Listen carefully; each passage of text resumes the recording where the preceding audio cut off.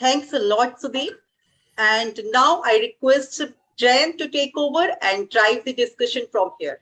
Jayant, sir, please. Yeah, thank you, Ragini, and welcome you all participants on this excellent session that we are going to have on digital innovation roadmap of technologies for power and energy sector.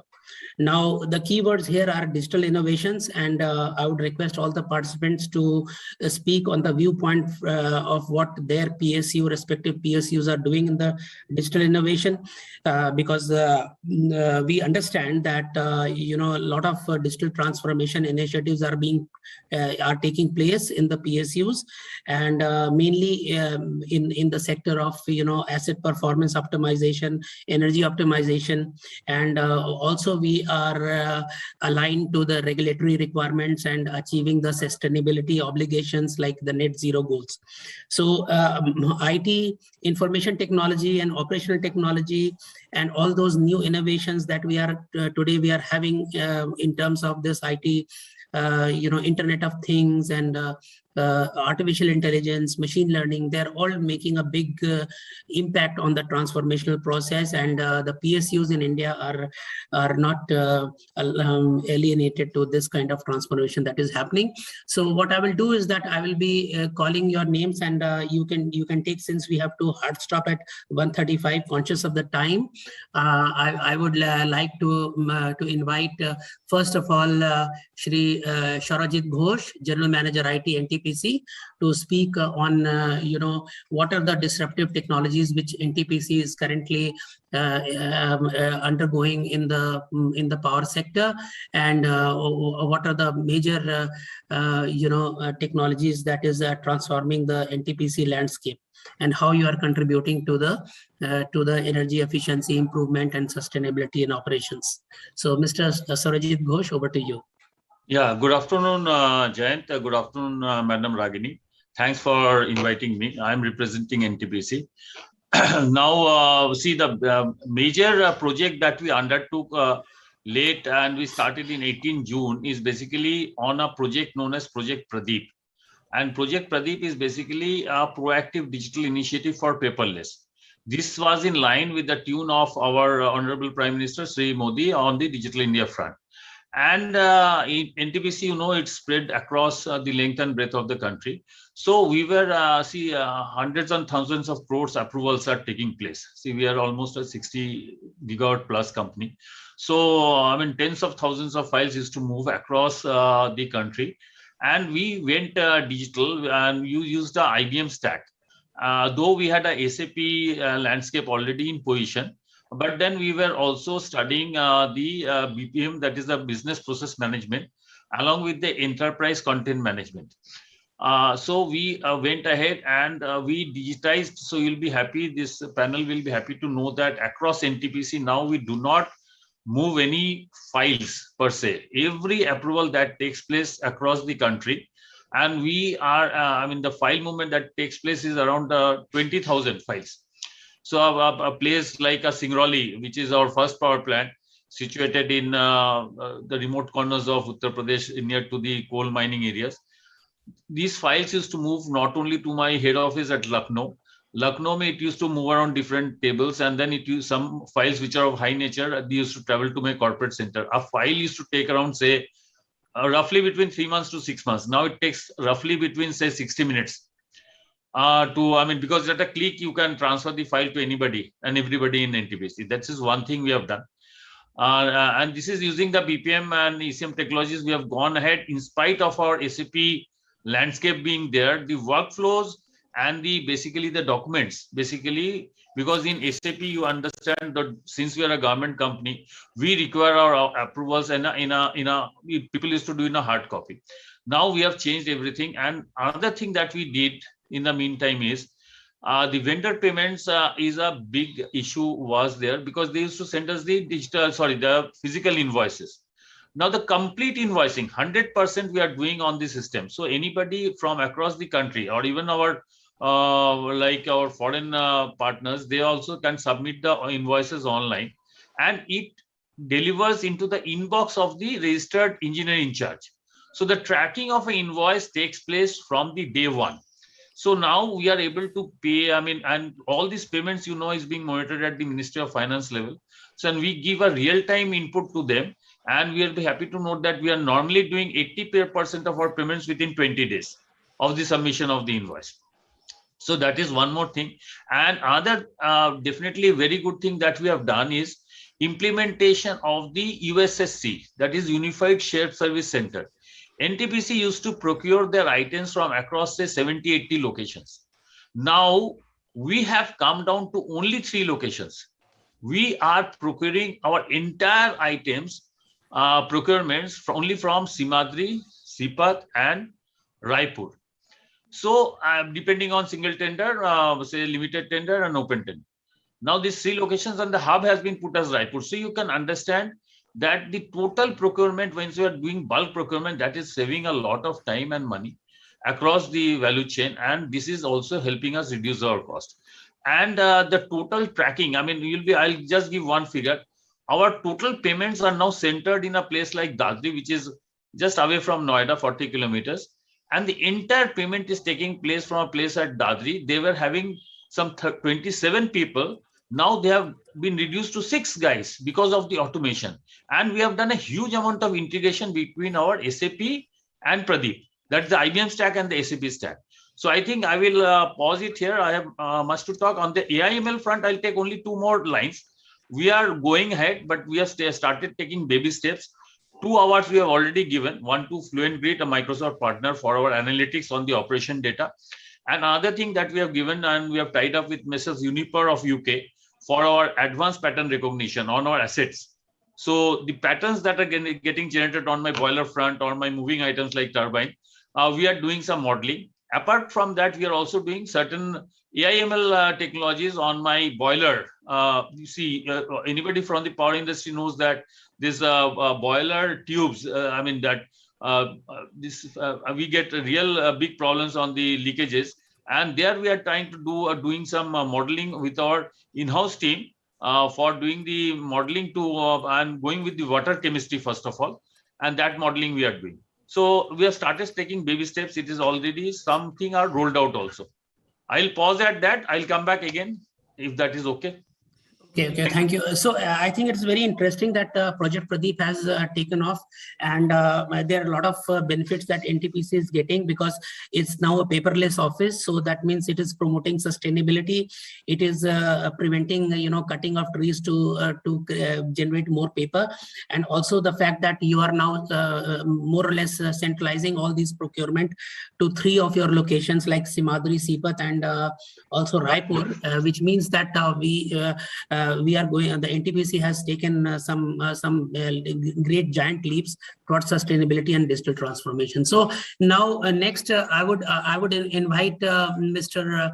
Mukund to tell about the experience which their organization is conducting in towards disruptive technology, and how it is impacting the sector in which he is working, and how this is leading to a sustainable future.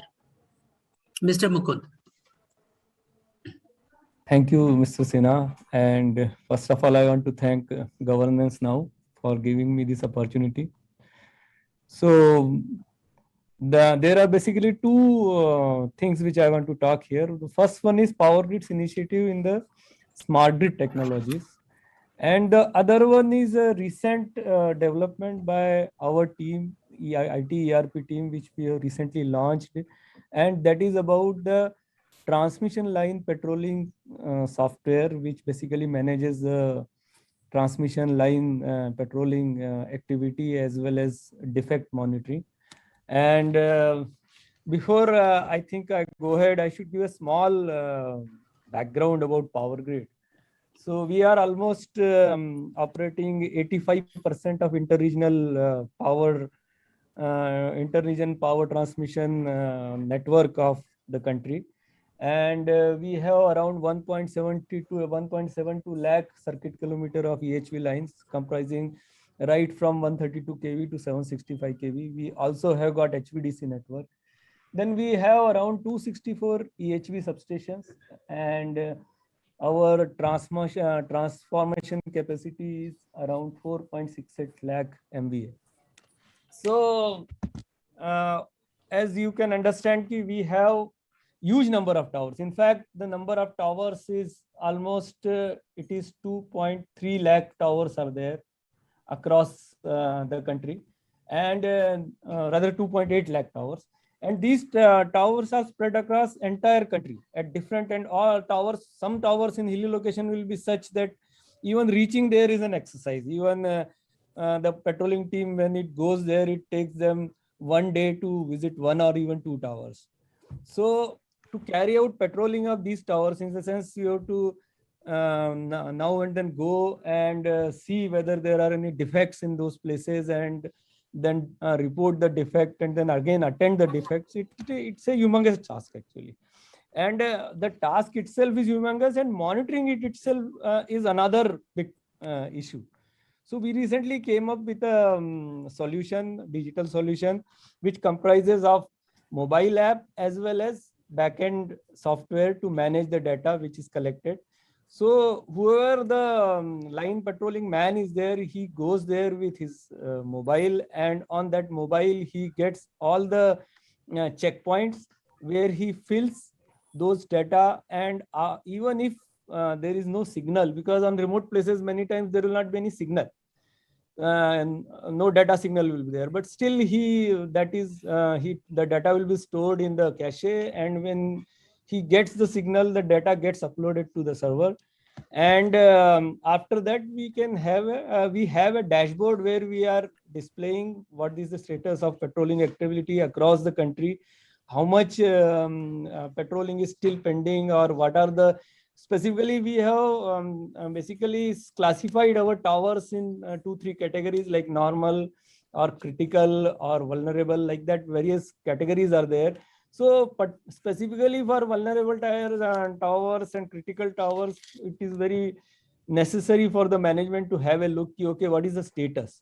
So that kind of status is available now. And another thing what we have done is earlier times, when the patrolling people, they have to go on the tower because of the remoteness or different reasons. Sometimes, many times they will not be going on the site, and actually they will be simply filling on the paper, okay, they have visited. This is a practical issue actually, because you can understand, basically they are very basic grassroots people who they don't understand the importance. So what we have done is, in this mobile app, we have made it such a way that unless he reaches to the tower location, the checklist, the form doesn't get open. So unless he is actually near the tower, he is not able to fill the data. So that kind of provisions we have done, and he can even take the photographs, and those photographs are then he can upload straight away. Okay, this kind of defect is there. And also there are some various provisions, like he can suppose he has to go to some tower, he will be provided the route also. Okay, you have to go like this. So suppose some new person is also there, he gets a guideline. So this is one major thing we have done. Other than that, different these are there, initiatives are there, which I would talk later. So I think that is what from my side in this part. I think. So thank you so much, Mr. Mukund. It was very interesting to learn about Power Grid venturing into transmission line patrolling, using those high-tech technologies, and using those smartphones so that your O&M crew can use those GPS-enabled device to and track down the defects and all those things. So definitely, this is something which is reducing the vehicular movements which is normally employed for such inspection. So that means you are saving on the logistics, and also the fuel emissions from all these transport vehicles, and you are automating this. So this is one of the disruption. So we'll come back to you later again. In the meantime, I would now like to invite Mr. RKP Singh to speak on what are the disruptive technologies that is being used in your sector and how it is contributing to carbon emission reduction and sustainability. So over to you, Mr. RKP Singh. Good afternoon, and thank you first to Jayant and all other participants or other panelists, I should say. Coal India, I being GM ERP of Coal India, I'm not more involved in that zero emission sort of thing. But anyway, Coal India is in a big way. We are moving towards a coal industry to a energy sector. Going that way, we have gone with a joint venture with NTPC also, and with others, PSUs and private sector on a solar sector. That is what I'm not so conversant with the things going on other than, but I should say how we are digitally transforming ourselves in coal industry. Earlier, we are using the normal legacy system. We are a bit late starter in the field of digitization, you should say. We started our ERP journey from September 2018, and now we can proudly say by end of this month, we will be pan Coal India, covering 7 modules of SAP, 9 legal entities, I mean Coal India and 8 subsidiaries spread in 7 states, that much around 500 numbers of processes. And just know the mammoth task we have covered, and around 600 reports. That way we have covered the things, and we are handling around 2 million plus data. So unifying the things, deduplicating the things, but somehow we should say, and also for the end-to-end connectivity, you should say, we are interfacing with 20 odd different third parties, be it bank, be it our beverage vendors, be it our sampling vendors. So we are starting from the capturing data from at the source of generation to the transferring of money to the vendors, and collecting monies from the customer. That way, we at the full cycle we are going to complete by end of this.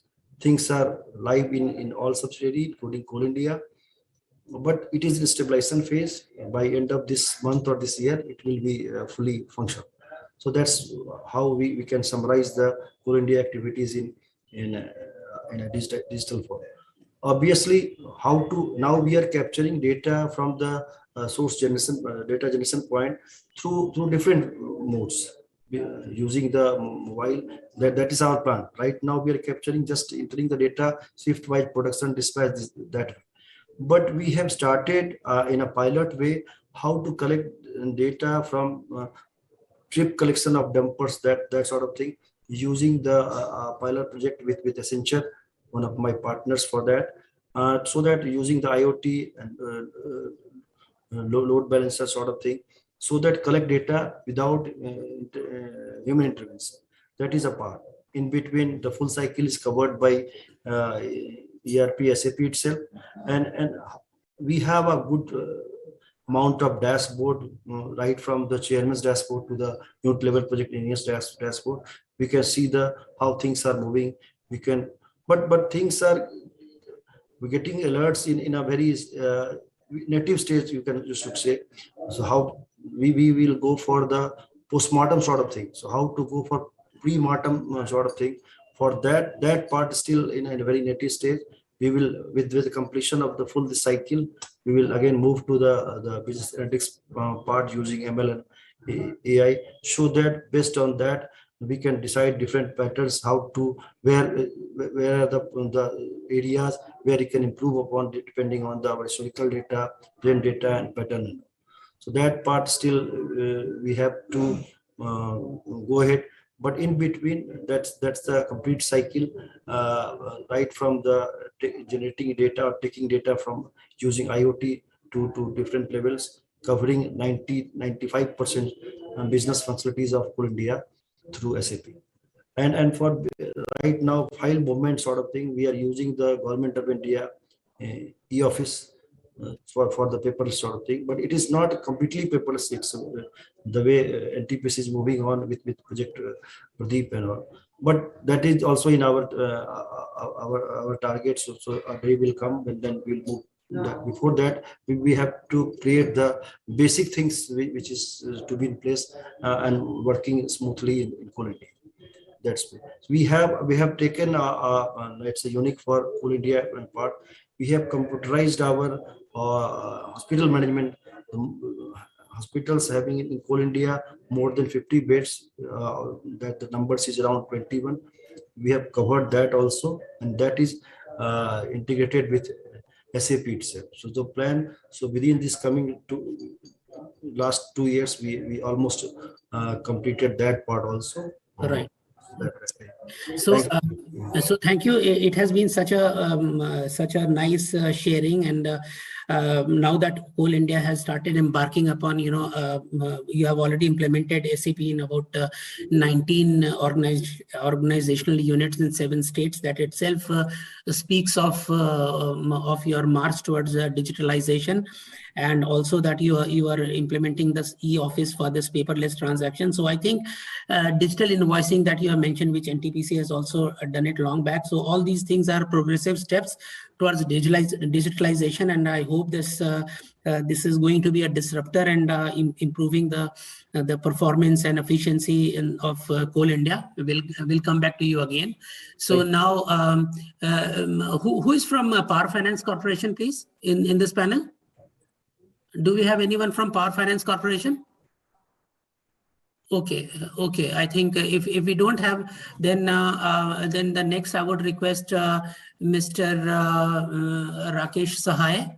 Mr. Rakesh Sahai from Western Coalfields to talk about the disruption that is taking place in your Western Coalfields Limited, and what are the new initiatives, what are the innovations which are being adopted in your sector. So over to you, Mr. Rakesh Sahai. Good afternoon, Mr. Jayant Sinha and all the esteemed panelists. I am representing Western Coalfields Limited, a subsidiary company of Coal India Limited.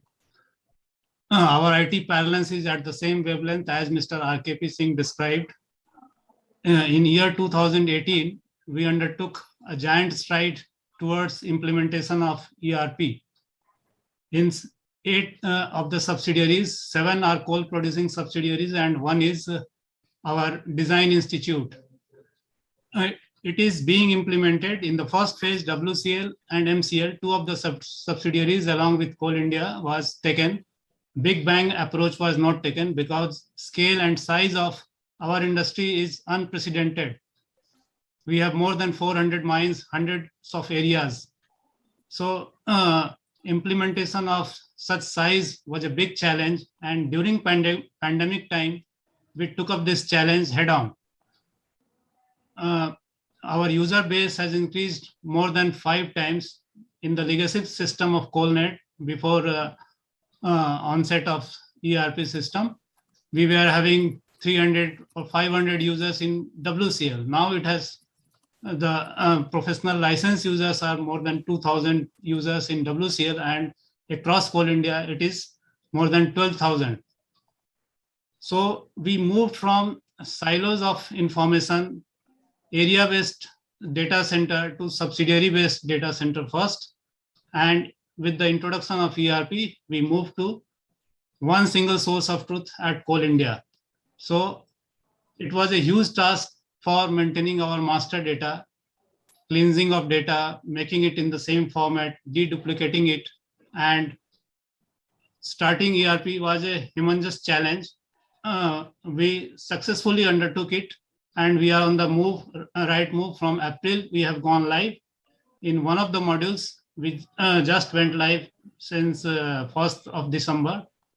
And our stakeholders are going to be benefited a lot. For example, previously we used to share our build tracking about the vendors in a weekly basis, periodically in our website. Now, for every billing, build tracking system is a must, and this is being further undertaken by Coal India, and it will be through API, it will be visible to the end vendors. They will be benefited where their bill tracking is. Secondly, coal consumers, for dispatch of coal, we take money in advance. And for this, pro forma invoice and payment intimation is sent to the consumer by triggering email. And even if there is change of price or there is change in the levy, change in the tax structure, it is intimated to them seamlessly. And this can be seen through the bank portal. We are having interface with bank like ICICI, and in the pipeline, we are having going to have interface with SBI and Bank of Baroda. So what payment is to be done for the auction quantity, they can easily do it through their chosen bank, and this is seamless. So consumers are going to be benefited a lot. Their time period is going to be saved. And as far as e-office is considered, pandemic was a big boom to us because paper, it has become almost paperless. All things are moving through e-office of NIC. So it has served a lot. In coal consumers, we are sending email is being triggered for our delivery order, for delivery document. So all invoices are being sent through mail only. And even loading program for the trucks are being planned, and coal consumers can plan their trucks according to the loading program. But we are having a centralized database now at Coal India, and now it will be a big challenge that we make it through various portals. Various stakeholders are able to take benefit of it by development of various portals. So we have taken baby steps for it, and hopefully 2022 will usher in a new era for Coal India and its subsidiaries. Thank you. Thank you. Thank you, Mr. Rakesh Sahai. So it has been an excellent sharing of your experience, your digital journey, and I certainly liked some of the things that you mentioned about, like bridging the silos and moving away from area-wise to subsidiary-wise, centralization of all your computerization needs. And also, I also appreciate the way you mentioned about single source of truth and master data management. So these are some of the essential ingredients of digitalization, and I am sure that Western coalfields will take rapid strides and contribute to the national economy, conscious of the environment as well, because you have already also taking steps on this paperless office through e-office. So thank you so much. So now now I would like to invite Mr. Abhishek Agrawal from Energy Efficiency Services Limited. Now from him, since Energy Efficiency Services Limited is a flagship which is sort of having stakes by NTPC and Power Grid and PFC as well. And it has done a lot of work on the renewable energy front. On many ways, it is transforming the energy landscape of India by promoting energy efficiency, by introducing some of these, measures for optimizing energy across different industries. So I would like to hear a different angle to it, other than what normally we are doing from the point of view of IT enablement. I would like to see like what are the strides, what are the initiatives which are being taken from the renewable energy sector and modernization of the grid. So over to you, Mr. Abhishek. You can switch on the mic, please.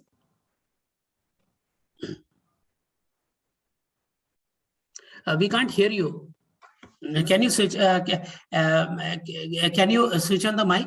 Now it's okay. Yeah. Okay. Yeah. Good afternoon. Good afternoon, all. Yeah. Good afternoon, my all fellow panelists also. Yeah, I think I am the smallest partner in all this, because all the big companies are there where NTPC and Power Grid, our promoter, everybody knows this thing. You also mentioned there, and Coal India is also giant. So all are this turnover wise, profit wise, everything. You are all giant. So we are trying to do whatever we are able to do it as a small company, because our turnover is approximately, last year we have declared only 1,500 crore turnover. So. But what I have also joined around 2 years back, this organization, and we have seen number of gaps were there and all, because the organization grew from the smallest thing, you can say, and people were not aware, but they were taking the reactive decision, maybe. So because I was having a different background from the public sector, central government and the private sector. So I try to do a lot of things here. So say the other fellow panelists has told, e-office we have rolled out in 2 years because of the corona. It was a bliss for us also, like Mr. Rakesh I also told. So we were easily able to roll it out. The e-office we have rolled it out. Then we tried to we were on the Gmail front earlier.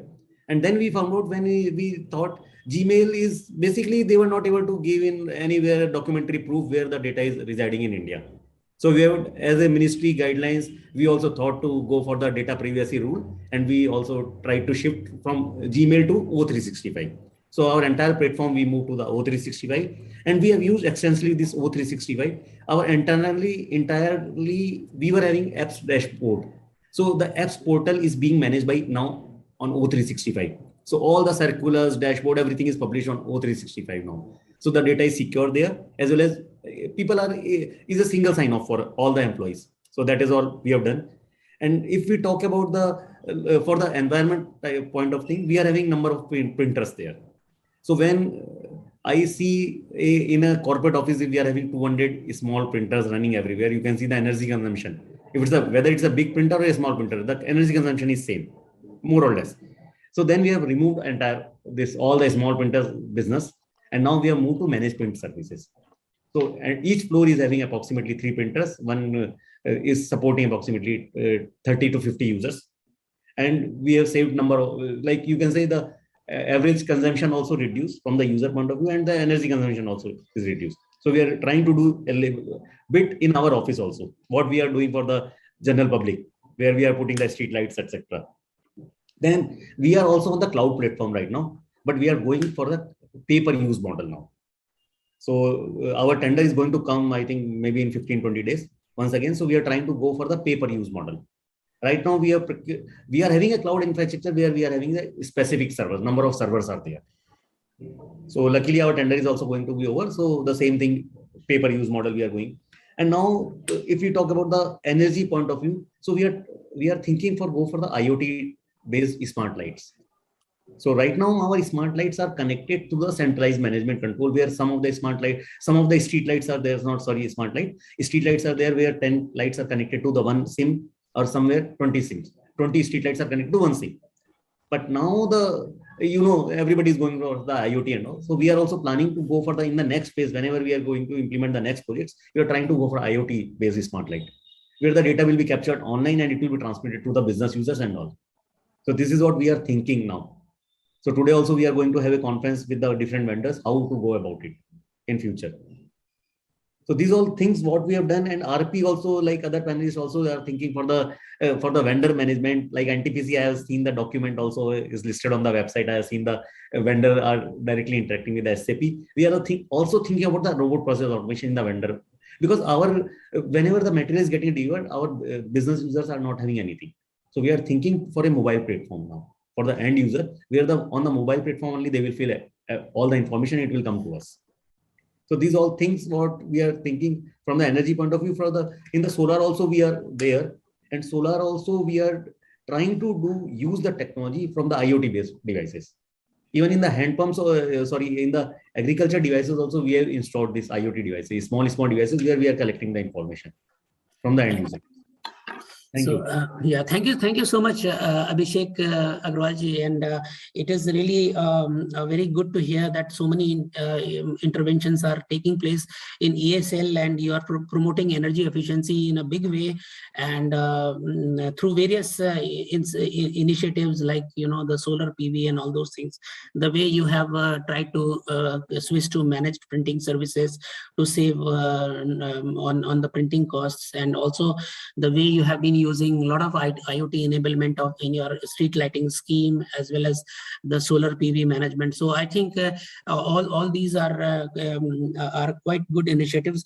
Now, since we have got little time left, and we have got one panel member, Mr. Sudeep Banerjee of Zscaler. We have heard him regarding the Zero Trust Exchange, a very nice presentation. So I'll just give him one minute. So sorry about that, because you have already spoken, Mr. Sudeep Banerjee, because we need to open it up slightly, because we have till 1:35 we have a hard stop.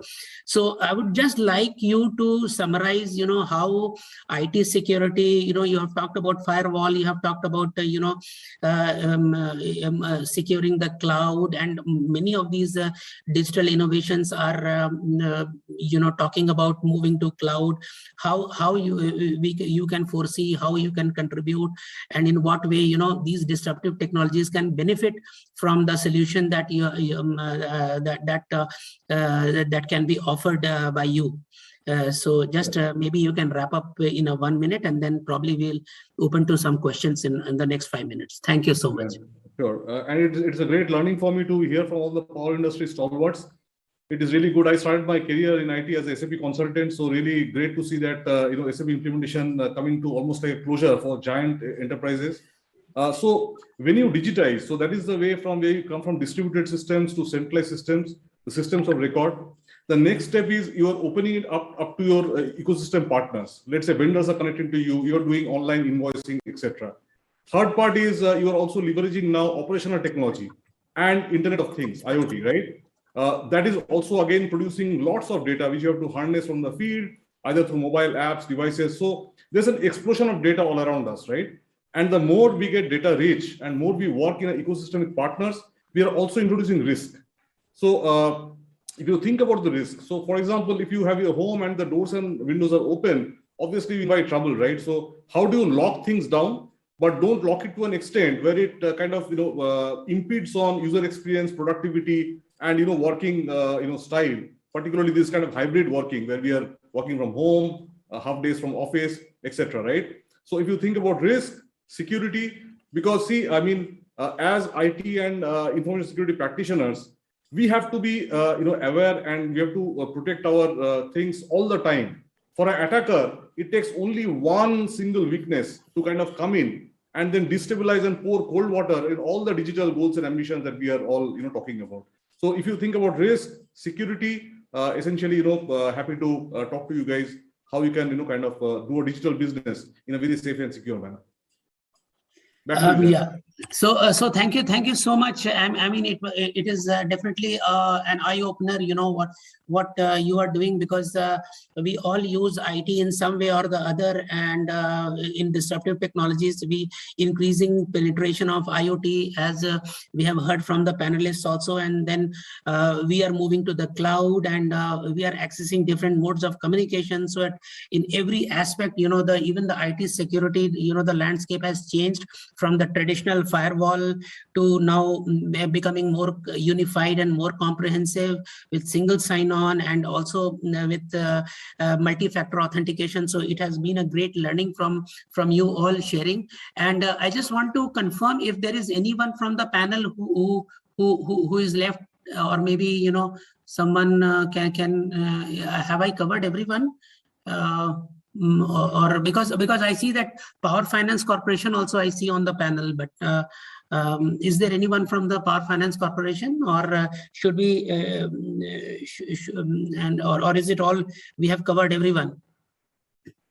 Mohit, can you confirm if we have covered all the panelists?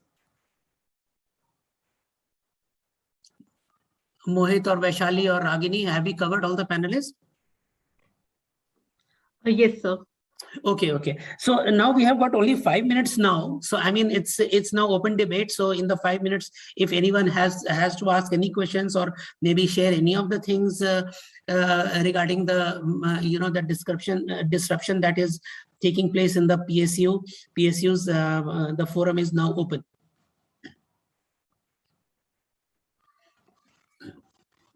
Anyone?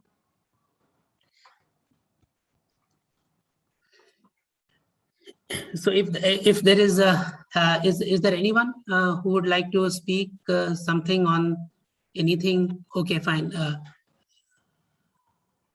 Yeah, I can pitch in. I mean, see, we mainly are into the business applications and OT side. I mean, everybody's trying their baby steps, right? See, NTPC is also trying, but we are talking to very many. I think we have lost Mr. Surajit.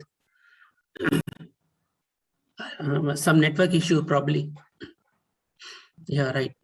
So in the meantime, while Mr. Surajit joins, it's very heartening to note, we have been discussing about the new technologies, and we have been discussing The about minimum local content.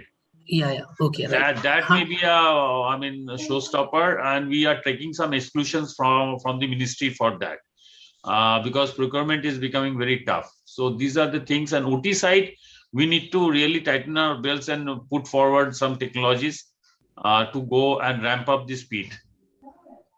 Right. Right. Okay. Fine. And one more thing, Mr. Jayanta, I would like to add, Mr. Jayanta, here. The thing is that although it's good, all the PSUs are working hard for the transforming the IT, and we want to try change the landscape. But our problem is also coming one way when the discounts are not up to the market, sir. If you the discounts, they are way behind than all the, like if I talk about the NTPC Power Grid, they are 100%, so discounts are only 10-20% only from the IT side, because they are still not on the SAP. Their pay bills, pay slips, everything is on the paper mode still. So they also need to work hard. Then only the entire the system will work as a cohesive system. Right. So yeah, definitely, definitely. We there are a lot of interventions taking place, and I understand that even a lot of companies like NTPC have been trying AI/ML based solutions as well, using artificial intelligence and machine learning, and so also new and faster means of communication like 5G is also taking up the space in this digital disruption. So well, I thank all the panelists, and we are almost completed our discussions, and thankfully we have been able to hear each other and be able to close this within the time. So it's now thank you once again. So it's now over to Ragini to give her closing remarks and close this discussion, close this session. Over to Ragini. Sir, if we have any question from the audience side also, we can take it up. Yeah, definitely. Yeah, sure. So we have a few minutes left. So Yeah. you can take this few minutes also, and we can have some questions from the audience.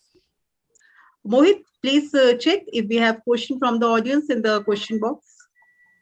and if I may come in one more session, I would like to offer that while deciding on the IBM landscape, see, we went for a unlimited licensing.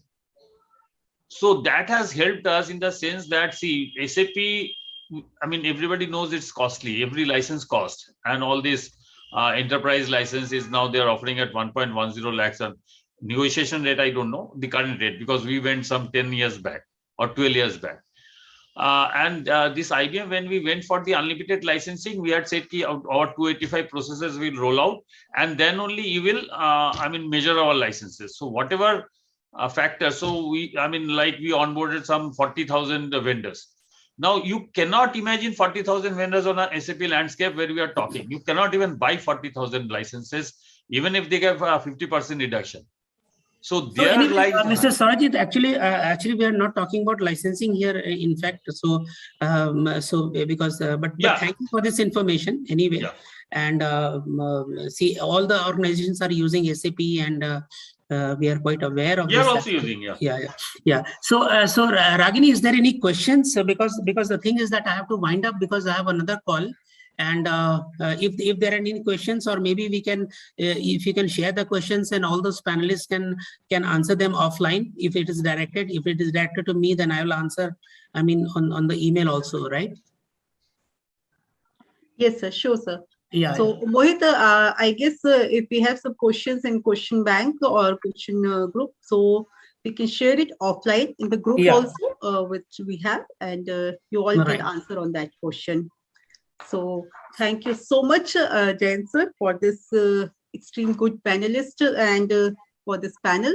And thank you, Sarojit Ghosh sir. I mentioned wrong name earlier, so my pardon. So thank you so much, panelists, for this panel. Thank you all. Thank you. Thank you so much. Thank you very much. Thank you.